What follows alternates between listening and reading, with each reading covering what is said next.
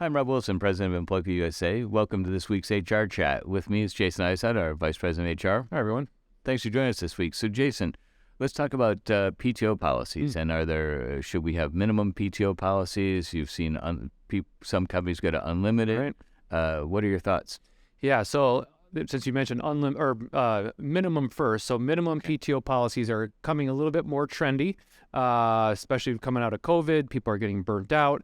So what a lot of employers are at least considering, and a decent number are actually implementing right now, is a minimum number of PTOs. Maybe that's, okay, if you get 2 weeks a year of vacation, 10 days off a year, we want you to lose 5 of them January through June. We don't care when you use them, but you have to use them within a quarter and a half a year or something. But the employers are mandating or requiring their employees use a minimum amount per year of vacation time. So typically the thought there is the benefits are when the employees come back from vacation, especially if they're unplugged, they're more creative, they're more productive. It will help on attraction and retention. So there's a lot of advantages when employees use their vacation and don't go all year and just work themselves and just so there's other advantages that we'll get to in a second, but usually the bigger advantage is productivity or attraction and retention. And you see that over the years. Banks, for example, they require a couple different banks that we've worked with over the years had actually required their officers to take a minimum of a week off. In some cases, it's 2 weeks off because they want you to be out of the bank. Right. Come back refreshed and have a break. And in certain states like California, if you don't use it by the end of the year, here in Illinois, we can use a use it or lose it rule. So if you don't use your vacation by December 31st, in our case, you use it. You don't carry it over. You just forfeit it. So that usually encourages employees to take it. But states like California, you have to pay out unused vacation at the end of the year. So that could be a big expense for employers. So if your employees are actually using it throughout the year, maybe that might save the company a little bit of time and actually encourage employees to take that time off. Like during COVID, we rolled over.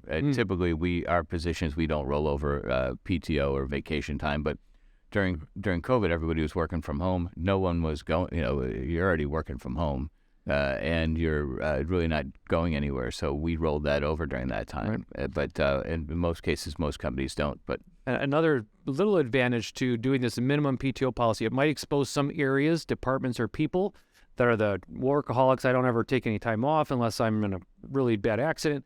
That might expose that this person's your only source of knowledge for a particular thing. So if you require them to take 2-3 days off, now you're figuring out, how do I back up that person? That person's the only person who knows how to do that certain activity. So if they retire next week, we don't have any backup. So this might kind of help on succession planning or kind of rerouting and co-work sharing and things like that you may not be aware of. Yeah, that's a great point. And I had mentioned unlimited PTO. That was a trend for a while, and you saw companies moving to that. One of my sons worked for a firm that they had unlimited PTO, and even though it was unlimited, he was super careful of I don't want to overdo it. I don't want to be like that guy that's never. But that's exactly right. We were just talking off camera that. You've had a couple examples where it becomes an issue for companies and they've stopped using it. Yeah, one or two of our clients had implemented unlimited PTO several years ago, and within the last year, they've reverted back to the kind of the set number, if it's 10, 15, 20 days off per year, because they had one of our clients had a disability, an employee go on a disability leave, and one of it was work-related, one was not work-related, and the employee's like, well, I have unlimited PTO. I don't have to use short-term disability or long-term disability or workers' comp. I've got 100% of my pay indefinitely.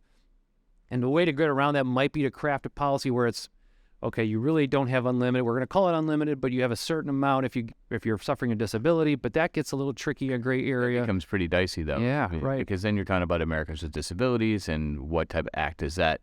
So I think, unlimited's unlimited. Until it's you not. Can't have unlimited with a cap, right? Yeah. But it does. It creates some exposures for companies that they might not have thought through. Exactly. Yeah, and like your son, I think part of the reason why the other client had gotten rid of it or reverted back to the original form of PTO is some coworkers are very conscientious. I don't want to overtake it, so they actually take less than typically the 15 or 20 days that would have been assigned because those aren't you're set. Okay, I know I should have these days. That's what I'm going to take.